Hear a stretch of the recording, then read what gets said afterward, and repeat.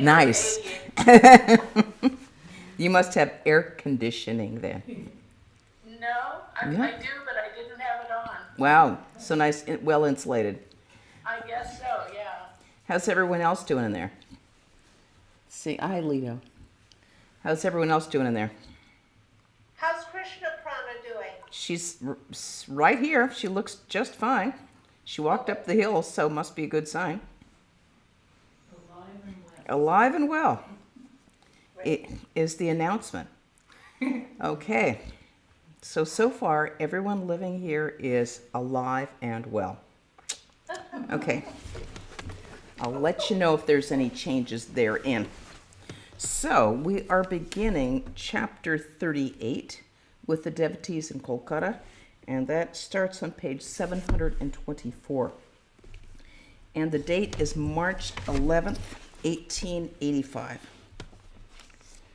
So this is his last year, so we'll see more of the conversation turning toward the illness and then his just ecstatic joy, and also his like throwing everything to the winds, like his the fact that he's an avatar, that just is put out there more and more as the devotees get closer. The inner circle and the outer circle become more apparent, and those will become the first monastic disciples of Sri Ramakrishna. You'll see them sort of taking hold, and also the very, very significant householder disciples who really, without them, it would not have happened. Without these people actively supporting, not only financially, but morally and socially. Just, okay, this making it all happen together. That was really the foundation of the Ramakrishna mission, which Swami Vivekananda didn't inaugurate until I think 1898. But that was the very beginnings of it, which Sri Ramakrishna put that whole thing together. So, okay, March 11th, 1885. On the morning of Wednesday, March 11th, Sri Ramakrishna and some of his disciples visited Balaram Bosa's house. Balaram was indeed blessed among the householder disciples of the Master. Sri Ramakrishna often described him as a rasadhar, or supplier of stores, appointed by the Divine Mother to take care of his physical needs. Balaram's house in Kolkata had been sanctified many times by the Master's presence. There he frequently lost himself in samadhi, dancing, singing, or talking about God. Those of the Master's disciples and devotees who could not go to Dakshineshwar visited him there and received his instruction. Got to remember that Dakshineshwar is across the Hooghly, and it's in those days there was just one bridge, or you could take a boat over. So it was a real endeavor to get over there. You just couldn't go off to Dakshineshwar. Visited him there and received his instruction. He often asked Balaram to invite young disciples such as Rakhal, Bhavanat, and Narendra to his home, saying, "These pure souls are the veritable manifestations of God. To feed them is to feed God himself. They are born with special divine attributes. By serving them, you will be serving God." And so it happened that whenever the Master was at Balaram's house, the devotees would gather there. It was the Master's chief vineyard in Kolkata. It was here that the devotees came to know each other intimately. M. taught in a school in the neighborhood. He often brought his young students to visit the Master at Balaram's house. On this day, having learnt of Sri Ramakrishna's arrival, M. went there at noon during the recess hour of the school. He found the Master resting in the drawing room after his midday meal. Several young boys were in the room. M. prostrated himself before the Master and sat by his side. Master, tenderly, "How could you come now? Have you no schoolwork?" M. "I've come directly from school. Just now I have no important work to do." A devotee, "No, sir, he's playing truant today." All laugh.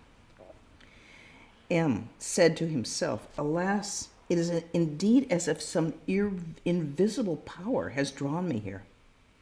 The Master, looking a little thoughtful, asked M. to come nearer. He said, "Please wring out my wet towel and put my coat in the sun."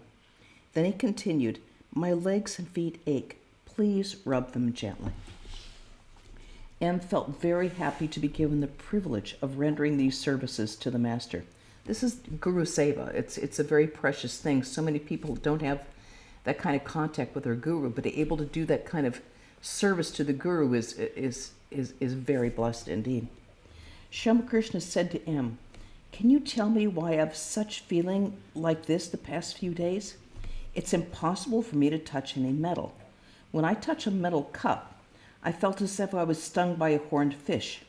There was an excruciating pain all over my arm. But I must use a brass water jar, and so I tried to carry it after covering it with my towel. But the moment I touched the jar, I felt the same acute pain in my arm. It was an unbearable pain. At last I prayed to the Divine Mother, 'Oh Mother, I shall never do it again. Please forgive me this time.'" Some of us would just say, "Oh Mother, get over it, please." But he just goes with the Divine Mother because he's an incarnation and we're not. "The younger Naren often visits me. Do you think that his people at home will object? He is very pure and doesn't know what carnal pleasure is. M. He is a large receptacle. Master. That is true. Further, he says that he remembers spiritual things after hearing them once only. He told me, 'I used to weep in my boyhood because I couldn't see God.'" The Master and M were thus talking about the young devotee when someone reminded M of his school. Master. "What is the time now?" A devotee. "It's 10 minutes to 1. Master to M. "You'd better go now. It's getting late for you. You have your duties." To Latu. "Where's Rakhal?" Latu. "He has gone home." Master. "What? Has he gone away without seeing me?" After school hours, M returned to Balaram's house and found the Master sitting in the drawing room, surrounded by his devotees and disciples. Among them were Girish, Suresh, Balaram, Latu, and Chunila. The Master's face was beaming with a sweet smile, which was reflected in the happy faces of those in the room. M was asked to take a seat by the Master's side. Master to Girish. "You had better argue this point with Narendra and see what he has to say." Girish. "Narendra says that God is infinite. We cannot even so much as say the things or persons we perceive are parts of God. How can infinity have parts? It cannot." Master. "However great and infinite God may be, his essence can and does manifest itself through man by his mere will. God's incarnation as man cannot be explained by analogy. One must feel it for oneself and realize it by direct perception. An analogy can give us only a little glimpse. By touching the horns, legs, or tail of a cow, we in fact touch the cow herself. But for us, the essential thing about the cow is her milk, which comes through her udder. The divine incarnation is like the udder. God incarnates himself as a man from time to time in order to teach people devotion and divine love." Girish. "Narendra says, is it ever possible to know all of God? He is infinite." Master to Girish. "Who can comprehend everything about God? It is not given to people to know any aspect of God, great or small. And what need is there to know everything about God? It is enough if we only realize him. And when we see God himself, if we but see his incarnation, it is enough if we only realize him. And we see God himself if we but see his incarnation." You see, he's giving hints all over the place.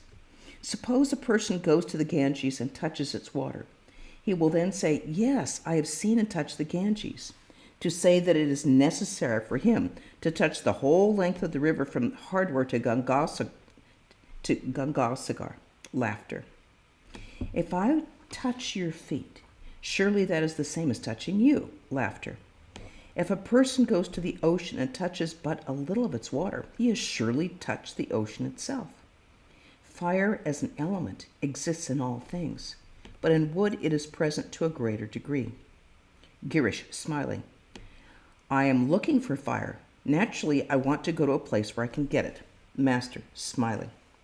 "Yes, fire as an element is present more in wood than in any other object. If you seek God and seek him in man, if you seek God, then seek him in man. He manifests himself more in man than any other thing. If you see a man endowed with ecstatic love, overflowing with prema, mad after God, intoxicated with his love, then know for certain that God has incarnated himself through that man. To M. There is no doubt that God exists in all things, but the manifestations of his power are different in different beings. The greatest manifestation of his power is through an incarnation.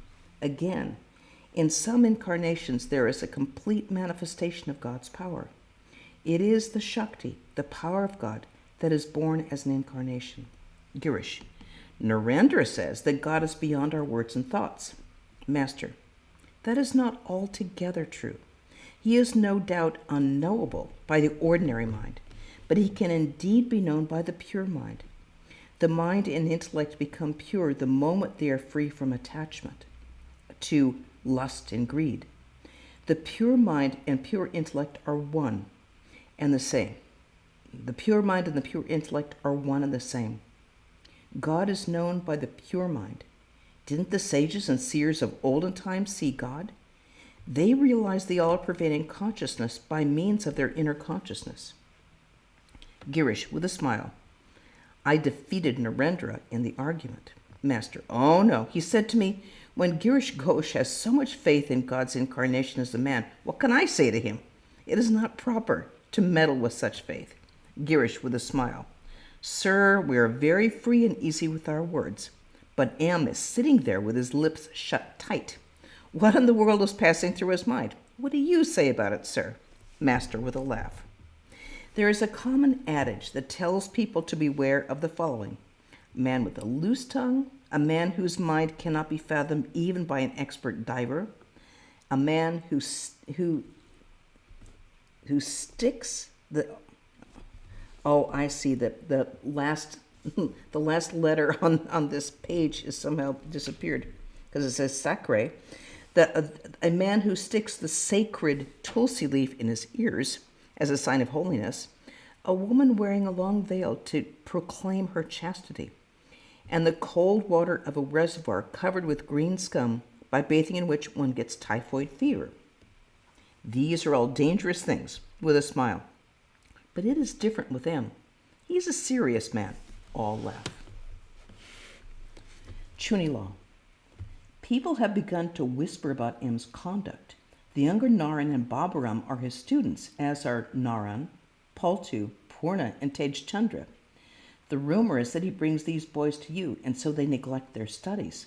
The boys' guardians hold him responsible. Master. But who would believe their words? They were thus talking when Naran entered the room and bowed low before the master. He was a student 17 or 18 years old and of fair complexion. He was dearly loved by the master, who was very eager to see the boy and feed him. Many a time at the temple garden at Dakshineshwar, the master wept silently for Naran. He looked on him as a manifestation of Narayana himself. Girish, at the sight of Naran, there. Who told him about all this? Now we will realize that M is at the root of all this mischief. All laugh. Master, smiling. Stop. Hold your tongue. There is already an evil rumor about him. Girish had a tendency to talk loud and too much, and M, in fact, was not appreciated by some of the parents because they were saying he's turning the boys into, they're not studying enough. So they were going to M's school and then going off to Sri Ramakrishna, and they wanted the boys to do nothing but study so they could make their way in the world. So Sri Ramakrishna's like, stop it. He didn't want the rumor going any further. The conversation next turned to Narendra, a devotee. Why doesn't he come to you so frequently nowadays? Master, quoting a proverb, man's worries over bread and butter are simply amazing. They make even Kali Dasa lose his wits, and that a very famous ancient Sanskrit poet. Balaram, Narendra frequently visits his friend Anada Guha of the family of Shiva Guha. Master, yes, I've heard that too. Narendra and his friends meet at the house of a government officer and conduct meetings of the Brahmo Samaj there. A devotee. The officer's name is Tarapada. Balaram, smiling. The Brahmins say that Ananda Guha is a very egotistic man. Master, never listen to what the Brahmins say. I mean, he's a Brahmin himself, right? You know their nature very well. If a man doesn't give them money, they will call him bad. On the other hand, if a man is generous to them, they will call him good. All laugh. I know Ananda. He is a good man. The drawing room was full of devotees. The master wanted to hear some songs. At his request, Tarapada sang about Krishna. O Keshava, bestow thy grace upon thy luckless servants here. O Keshava, who dost delight to roam Vrindavan's glades and groves. O Madhava, our mind's bewitcher, sweet one, who dost steal our hearts, sweetly playing on thy flute. Chant, O mind, the name of Hari. Sing aloud the name of Hari. Praise Lord Hari's name. O thou eternal youth of Braja, tamer of fierce Kaliya, slayer of the afflicted's fear.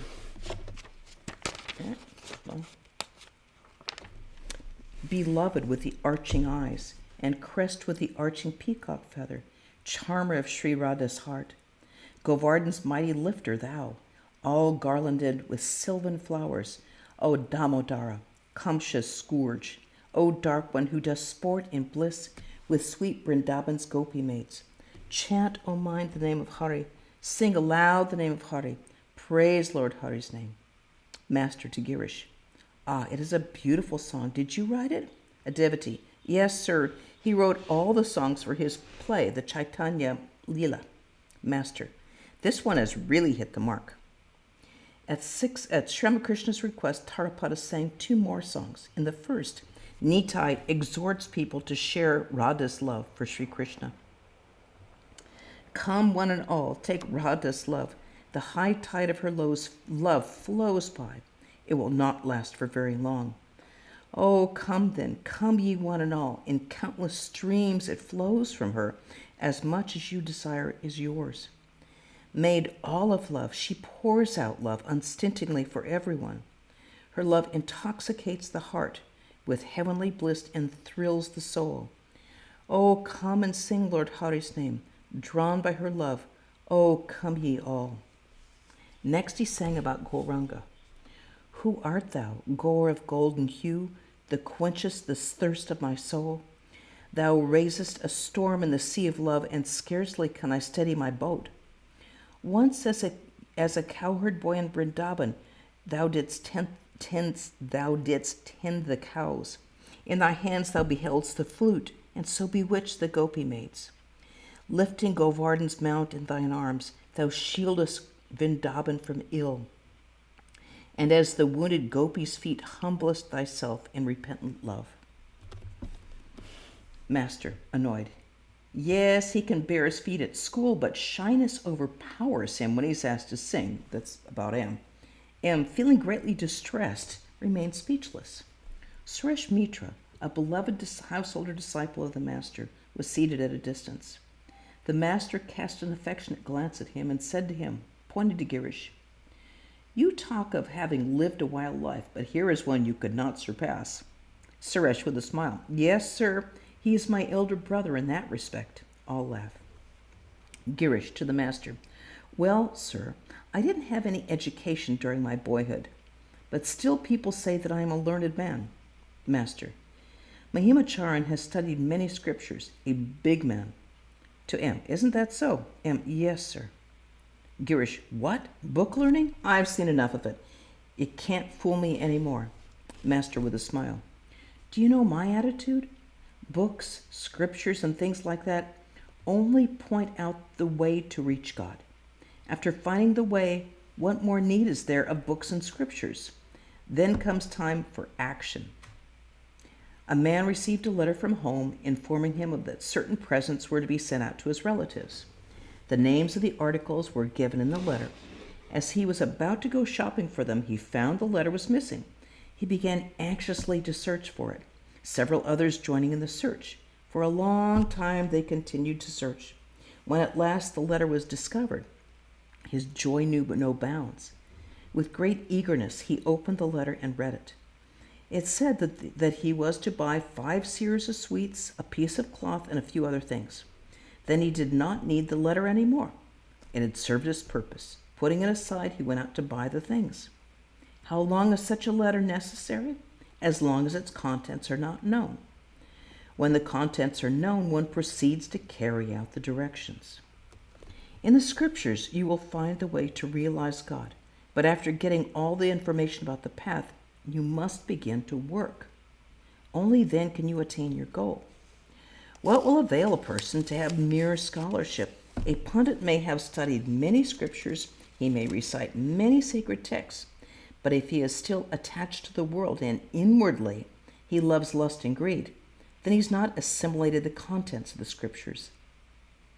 For such a person, the study of scriptures is futile. The almanac forecasts the rainfall for the year. You may squeeze the book, but you won't get a drop of water, not even a single drop. Laughter. Girish, smiling. What did you say about squeezing the almanac? Won't a single drop of water come out of it? I'll laugh. Master, with a smile. The pundits talk big, but where's their mind fixed? On lust and greed, on creature comforts and money. The vulture seems to soar very high in the sky, but its eyes are fixed on the charnel pit. It is continually looking for charnel pits, carcasses, and dead bodies. That's kind of visceral, isn't it? Girish. Narendra is a boy of a very high order. He excels in everything, vocal and instrumental music and studies. Again, he has control over his sense organs. He is truthful in his discrimination and dispassion. So many virtues in one person. To M, what do you say? Isn't he unusually good? M, yes, sir, he is. Master, aside to M, he, meaning Girish, has great earnestness and faith. M looked at Girish and marveled at his tremendous faith. Girish had been coming to Sri Ramakrishna only a short time and had already recognized his spiritual power. To M, he seemed a familiar friend and kinsman, related to him by the strong bond of spirituality. Girish was one of the gems in the necklace of the Master's devotees. Narayan asked the Master whether he would sing. Sri Ramakrishna sang of the Divine Mother. Cherish my precious Mother Shama tenderly within, O mind. May you and I alone behold her, letting no one else intrude. O mind, in solitude enjoy her, keeping the passions all outside. Take but the tongue that now and again it may cry out, O Mother, Mother. Suffer no breath of base desire to enter and approach us there, but bid true knowledge stand on guard, alert and watchful evermore. Then he sang as if he was one of the afflicted souls of the world. O Mother, ever blissful as thou art, do not deprive thy worthless child of bliss. My mind knows nothing but thy lotus feet. The king of death scowls at me terribly. Tell me, O Mother, what shall I say to him? Again he sang about the bliss of the Divine Mother. Behold my mother playing with Shiva, lost in the ecstasy of joy. Drunk with the draught of celestial wine, she reels and yet she does not fall. The devotees listened to the song in deep silence. After a few moments, Sri Ramakrishna said, I have a slight cold, so I couldn't sing well. Gradually it became dusk. The shadow of the evening fell on Calcutta. For the moment, the noise of the busy metropolis was stilled. Gongs and conch shells proclaimed the evening worship in many Hindu homes. Devotees of God put aside their worldly duties and turned their mind to prayer and meditation. This joining of day and night, this mystic twilight, always created an ecstatic mood in the Master. And that's actually a good place to stop. Any comments or questions? Issues?